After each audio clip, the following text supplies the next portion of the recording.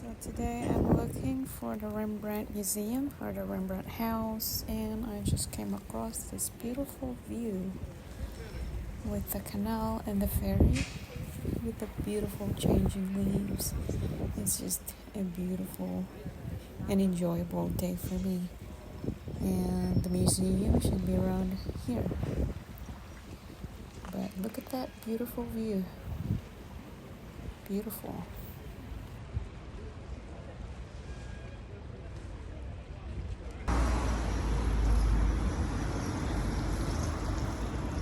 So, this is the Rembrandt Museum. Entrance is right there. So by the lobby, you'll have to pay around a little less than 20 US dollars. And then they'll give you an audio so you can listen and it will be described to you the things that you're going to be looking at. Like this one is the kitchen, I guess.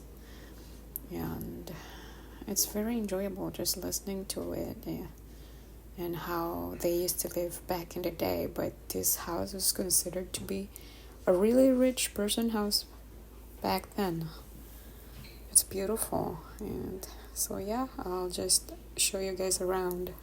I really cannot tell everything about the history of the house and all the paintings, but I hope you will enjoy the video.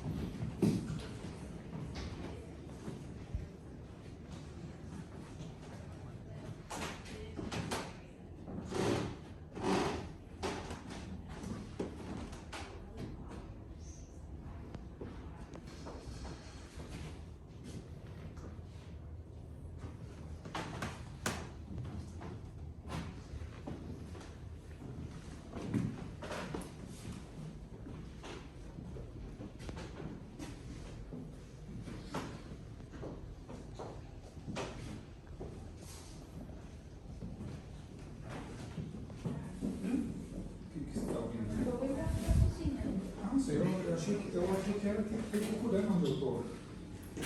Não vou pagar, não sabia. Cadê você achou cozinha aqui? Ah, não vou voltar mais. Não precisa, eu só comprei.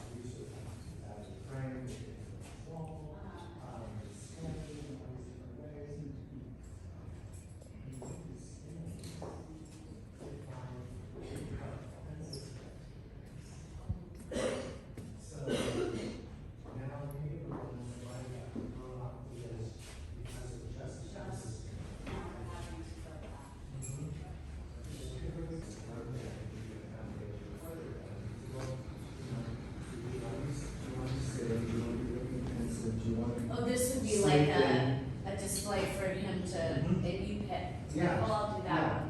Oh, gosh. Because what I'm gonna do is I'm gonna light you from this side, and this side's gonna be in shadow, and you're like, wait, I don't know. I don't know what that even means. Here, This is it. this, yeah. Yeah. Oh. But I don't like that face. Okay, no, I'm not gonna No. give you that face, but I'm just But gonna that give would you be, that shadow. oh, I got it. So this was like his whatever, portfolio of Yeah. options. Yeah. Choices. Oh, that's interesting. Wow, he's very clever.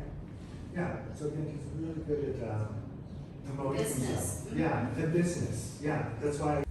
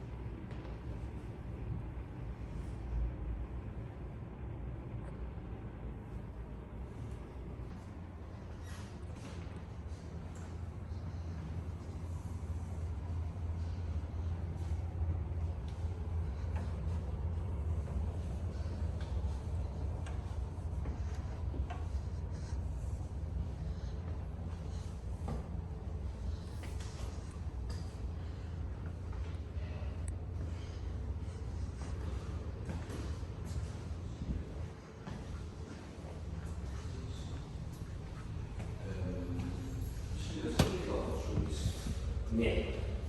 Goedemorgen. Kijk, hier denk je wat voor iemand voor Rembrandt heeft bij u op dit moment. Oké. En dan kiest u een munt van daar.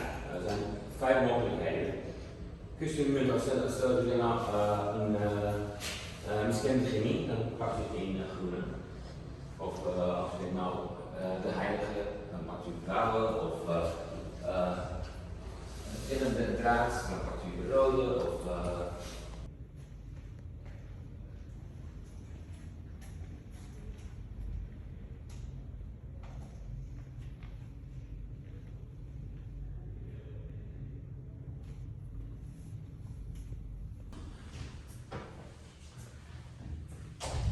of different kinds of colors coming in ready to go aluminum tubes which we would just squeeze out.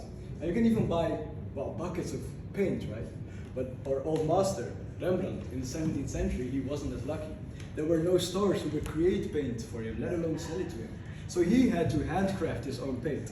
So for this demonstration, and before I go over some of these beautiful pigments right in front of me, I always use one of these two pigments. I've got yellow, well this is not as yellow anymore, but I've got them right here as well. The yellow and the red ochre. The ochres are a type of stone clay, and as you can see and imagine, as well as here, they are quite hard. Well, it starts to break on me right now. But before you could get this into a very fine and beautiful, soft, fine pigment or powder, which we call pigment, we had to be in possession of this very large pestle and mortar. This pestle and mortar is not for grinding up spices, right? This one was for pulverizing and crushing your stone clays into a pigment.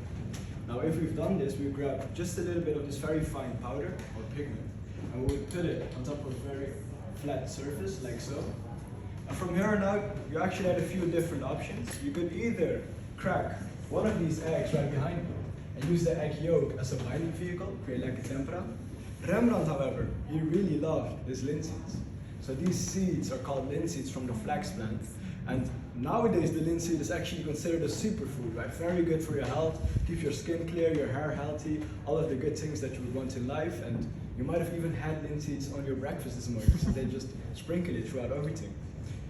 But while Rembrandt probably did not eat too much of these linseeds, he would extract the oil from it, and he would use this linseed oil as his binding vehicle, which is, bless you, exactly what I will use today as well. Obviously, Rembrandt didn't have a plastic pipette. He would just pour it straight from the face. I'm just very clumsy, I would make a mess, so I prefer the pipette right there. Now from here, we're just going to slowly start to introduce these to one another. And what I'm going to look for is kind of a thick paste. And now the quantity that you will see me create right now will also be the quantities that were made back then per time.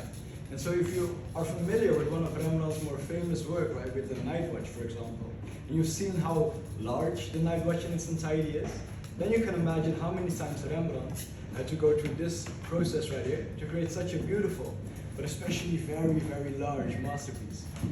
Now luckily for Rembrandt, when he created the night watch, he was quite popular and famous already. So he had a lot of students and assistants who would help him through this process. Now I'm going to add just a bit more of this linseed oil, and we'll go from there. It's already almost getting to the consistency that I was looking for. Maybe 1 or 2 more drops, and then we'll go on to the following step.